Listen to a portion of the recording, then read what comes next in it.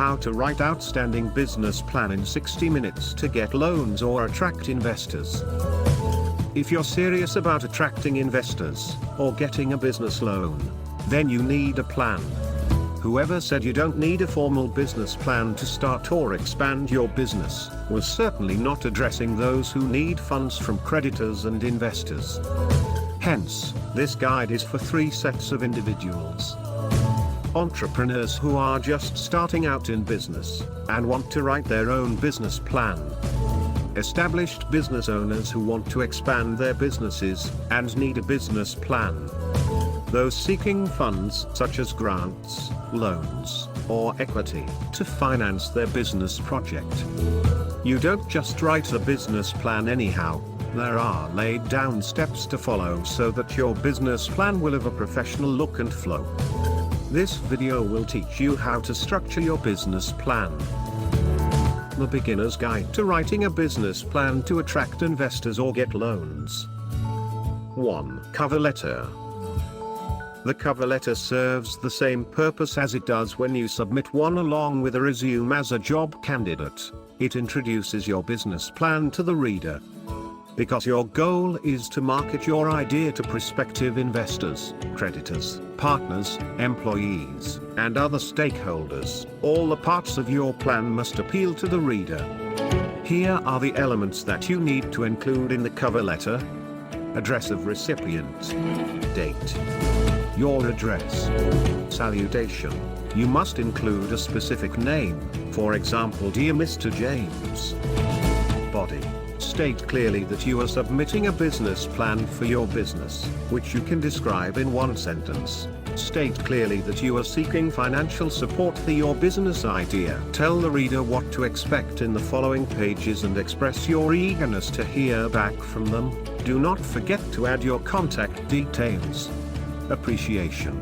Signature. 2. Title page. Remember, you will never get a second chance to make a first impression. So, you certainly do not want to overdo this aspect. Since nobody will blame you for simplicity, stick with that option, which means you should avoid bright or contrasting colors and unnecessary fancy borders. The following are what to include on your title page. Your business logo, if you have one. The name of your business. Founder's name. The words business plan and date. 3. Executive summary. A business plan's executive summary is the most important section of a business plan because it is the first thing an investor sees. This section will reveal to the reader the necessities and data that must make up your business plan's executive summary. 4. Your company's profile. This section covers everything the reader needs to know about your bio, your business team's profile, business goals and objectives, core values, and your mission and vision statement. 5. Your industry analysis. This section covers everything the reader needs to know about competition analysis, market size and target audience, market forces and trends, environment analysis, and risk assessment. 6. Marketing plan. This section discusses practical steps on how to devise your marketing strategy, identify your customers' demography and psychography, draw your advertising and promotional plan, your sales distribution plan, and etc. 7. Operations plan. This section teaches about your operations plan and describes your production process. You will also need to include a manpower analysis. 8. Business growth strategy. In this section, you will explain how to devise your short and long-term business growth strategy. This is important because investors want to know your long-term expansion plans, and where your company will be in the next 5 to 10 years. 9. Financial plan and projections. In this section, you will need to provide the basic documents that make up a financial statement. You will also need to prepare a financial plan, estimate your sales projections, estimate your expenses, and arrange them in a spreadsheet. 10. Business exit strategy. You are not going to die with your business, neither are your investors. Therefore, you need to prepare an exit plan not just for yourself but also for your investors. 7 success keys to planning a business that wins. Many people only dream of building a business empire, others dare the consequences and take the leap into the business world. Statistics reveals that 90% of all businesses started fail in their first 5 years. Of these failed businesses, 80% were failures right from day one. They fail even before launching because the business was poorly planned. This reminds me of a quote from my mentor: "A successful business is created before there is a business." Rich Dad. For your business to be successful, it has to be strategically planned correctly from the very scratch. It is just like building a house. You must first plan the structural design before ever embarking on laying the foundation. The same is applicable to starting a business. Below are 7 steps to planning a business that wins. 1. Plan a business that can grow with or without you. The first step to planning a business that wins is to make sure the business is modeled to grow with or without you. This is actually where most new entrepreneurs miss it. They build a business around themselves. They start a business to run it themselves, and they cherish the idea of being their own boss and doing things their own way. But building a business with you as the sole proprietor is a poorly planned business, and it will not stand the test of time. The point I am trying to emphasize is this: you must design a business that will not lean solely on your shoulders. 2. Create a business that will be driven by your vision. The next step is to plan a business that will be driven by your visions and aspirations. In the process of designing your business, you must set target milestones to achieve. You must set 5-year and 10-year goals for your business. But formulating a vision for your business is not as important as making sure that this business of yours is driven by the vision. Your employees, team, and the entire system of your business must share in the pursuit of your visions. 3. Create a business that will be bounded by your core values. The third step is to design a business that will be bounded by your core values. Your core belief and values must be instilled on your business. I will drive home my point with the following examples. Sam Walton believed in taking care of his employees and he made it his company's core value.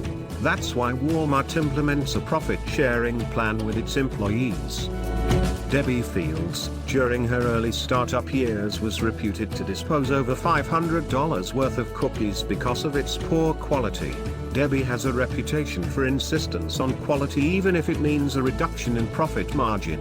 Quality was her core value, and that is why her company's motto goes, "Good enough never is." Now that is for Debbie Fields and Sam Walton. What about you? Is your company bounded by your core belief and values? If yes, then make sure it is included in your business plan. 4. Plan a business that will constantly increase its customers' value. Customers are insatiable and their wants are endless. So, it is up to you to design your business in such a way that it will always increase its customers' value. Your business must continuously strive to give the customers the best of service. Take a look at Apple computers. They have grown an army of loyal customers because of their ability to satisfy their customers by constantly offering them technological innovation. 5. Create a business that will be led by a strong team. Another important key to business success is to plan your business to be powered by a strong team. One entrepreneurial rule of thumb is this: you must hire people smarter than you. If you are the smartest one in your team, your business is doomed. Just take a look at how Microsoft Corporation has been driven forward by their management and team of computer wizards. If you take the pain to build a formidable business team, then your business will undergo positive leaps. 6. Plan a business that will be a good corporate citizen. Most entrepreneurs do not put into consideration their corporate social responsibility when designing their business. But every good and successful entrepreneur puts into consideration his society when designing his or her business. As an entrepreneur, you must factor in your community in your business plan, and also figure out how your business will positively impact on the surrounding environment. For instance, if you intend on starting a mining business, or any business that occasionally results to environmental degradation, then you must plan that business to also give back to the environment as a mark of being a good corporate citizen. 7. Create a business that will help you achieve your primary aim.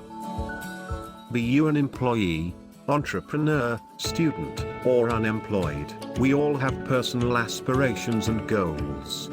Just as our goals are different, so also are our paths to achieving them different. As an entrepreneur, you have to design your business to fall in line with your primary aim. You must factor in a way to use your business as a leverage to achieve some or all of your primary aim. No matter what your primary aim is, you must find a way to leverage your business in pursuing that aim of yours. So, when designing a business, make sure your personal aims and objectives are also considered. In conclusion, bear in mind that properly designing a business before starting it will reduce the likelihood of failure. As a final note, I leave you with this quote: "A successful business is created before there is a business." Rich Dad. For more videos like this, subscribe to our YouTube channel, Talent and Skills Hub, enabling environment for actualization of passions and ambitions. Also, remember to share this video with others to help them learn how to write a business plan to attract investors or get loans in 60 minutes. For further support, you can book an appointment to be mentored by our instructors, counselors, and mentors on entrepreneurship skills and other personal and professional development through our website, tshub.com.